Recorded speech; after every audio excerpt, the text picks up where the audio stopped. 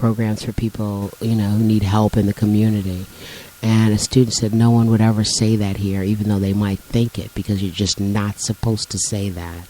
In Staten Island? In Staten Island. Really? They wouldn't say that? No. They would not say that. Really? And what it shows is that there is a level. I mean, and then so another, one of my colleagues we were talking about something. But it sort of shows that, based on the socioeconomic class you're in, it shows that you have a certain level, a higher level, I should say, of political efficacy than people who are without. Yeah, it's hot in here. I guess because I'm, so heavy and everything. But at any rate, and I found that to be a good point. At first, it seemed kind of scripted, which it was, because Memily, the acting superintendent or assistant superintendent, pretty much read a script. People pretty much answered the questions that were already existing, questions. It was sort of like a debate where the questions, you already know what the questions are, and someone had an answer. I think the first speaker who got up had something to say. I was wondering if the question that Joanna Wright had asked, which was, what would possess somebody, this is not a direct question, to bring a gun to school, what conditions could get to that? Once she said that, for the most part, the majority of people speaking were reacting to that question. How could it get so far where for a student to bring a gun to school? And at first it seemed like, just a rhetorical question. On the other hand, now, it did spark controversy and discussion. But you know something? Here's my question. I want to ask this question. And a lot of people, this question wasn't addressed. And it was partially addressed by the police chief. That parent is an irresponsible parent. Well, it's just he revealed that the boy's parents have been charged with failure to secure the weapon. But I'm saying that there was really no sort of discussion regarding the responsibility of the parent. So one person said this. It appears to me that the kid is accustomed to maybe playing with that gun. There's a great possibility that they may go to a shooting range and the kid is allowed to use the gun at the shooting range. I'm guessing, I'm guessing. So the kid felt confident enough in order to pick that gun up and put it in his bag and bring it to school. Okay, now, I don't think, we don't know, but I don't think the kid brought the gun because he had some intentions. All right, there's a possibility. But I just thought the kid wanted to bring it to show that, he was... Well, I don't know how safe that is for us to assume what was the motive behind or why the kid did that. I don't know if that's something that we'll ever know, not unless we knew the families or friends of that family, or friends of that child, that student in particular, as to why he did that. But I think that parent was very irresponsible. Of course. Very irresponsible. And we have to hold these parents accountable for them not being more of adults. In order for you to leave the gun out or leave the place wherever the gun was stored open, that the person can go in there and get the gun and bring the gun to school. And the sad thing is that, when you look at this, is that by this being news, it's news across the country. It has an effect on the community now. It has an effect on a lot of things when people look at the community. They're going to say, oh, yeah, that's the community where the kid brought the gun to school. Or, you could talk about like Columbine. As an example, you could talk about what happened in Connecticut. You can say that, this is the place that had happened. And this is 2 incidents in the space of 2 weeks. But I think... In the space of 1 week. In the space of 1 week. Mm-hmm. Yeah, And I think because it's in the space of 1 week, that makes it so exceptionally newsworthy. Because it happened, one thing happened one day and something else happened the next day. But but as was stated many times at that meeting by the administrators, is that we should be thankful that another kid said, "Listen, so and so has a gun," rather than because if you look at it, you don't know how many times somebody's brought a gun in and no one knows. We don't know that. Now, just a little for those who may not have known about it. And the other thing is this. Is that, by the way, there were quite a few people listening to the and I learned something. I tend to digress quite a bit. There were a lot of people listening to the forum on Somo. All right, and I actually wanted to get up and say something regarding when we have these type of events that many people can attend, and by Somo being there and broadcasting it live, a lot of people can actually be in the auditorium but not being there physically.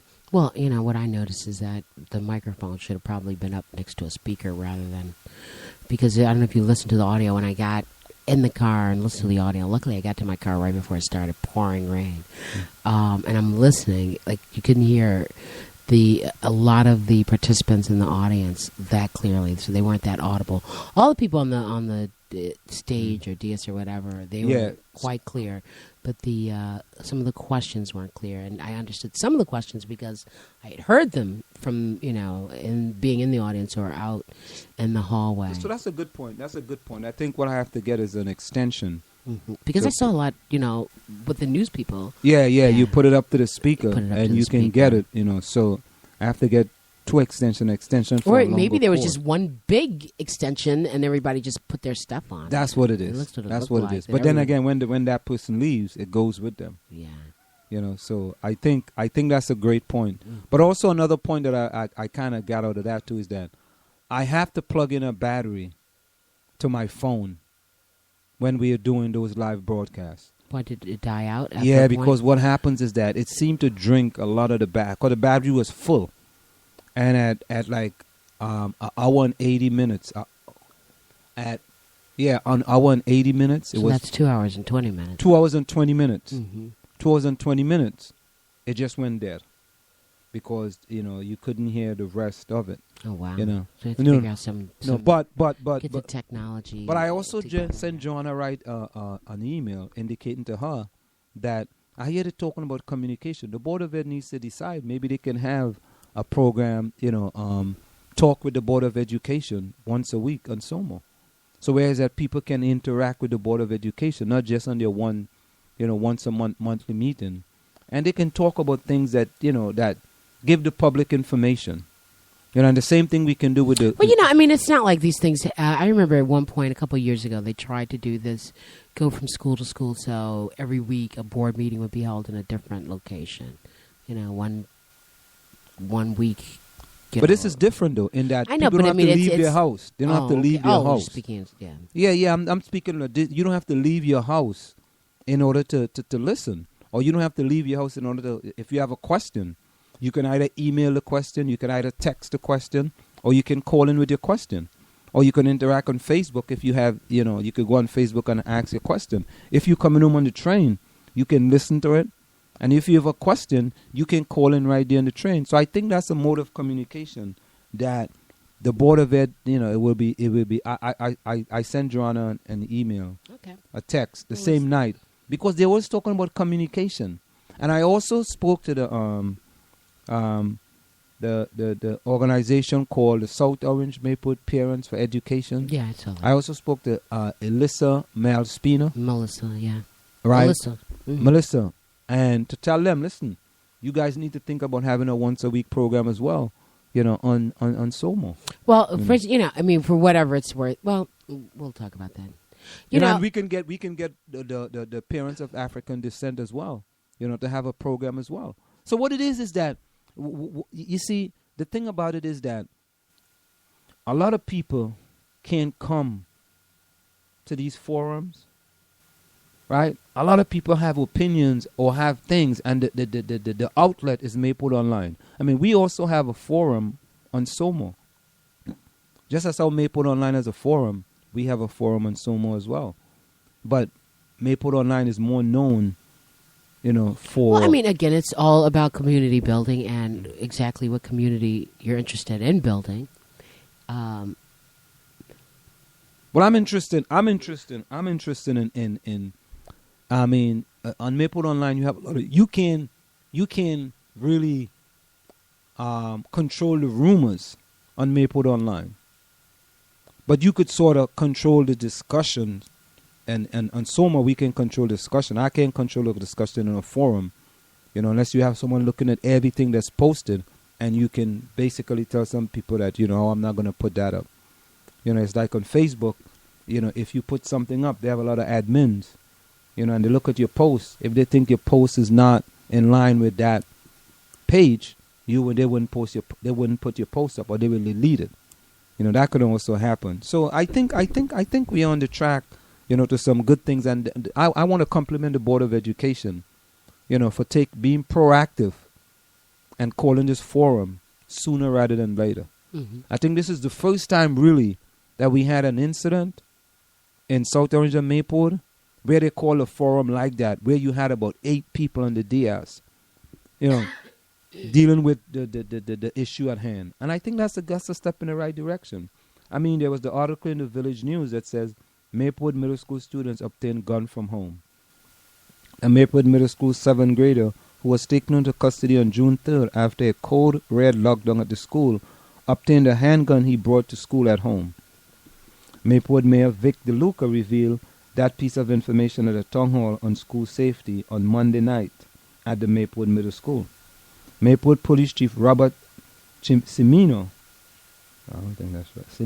revealed that the boy's parents had been charged with failure to secure the weapon. The weapon had been legally obtained by the parent. Officials confirmed that the student will never return to school district.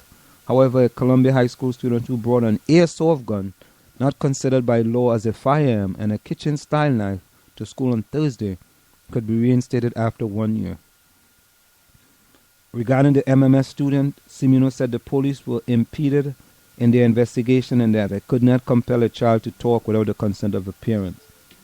Regarding the high CHS incident, Cimino noted that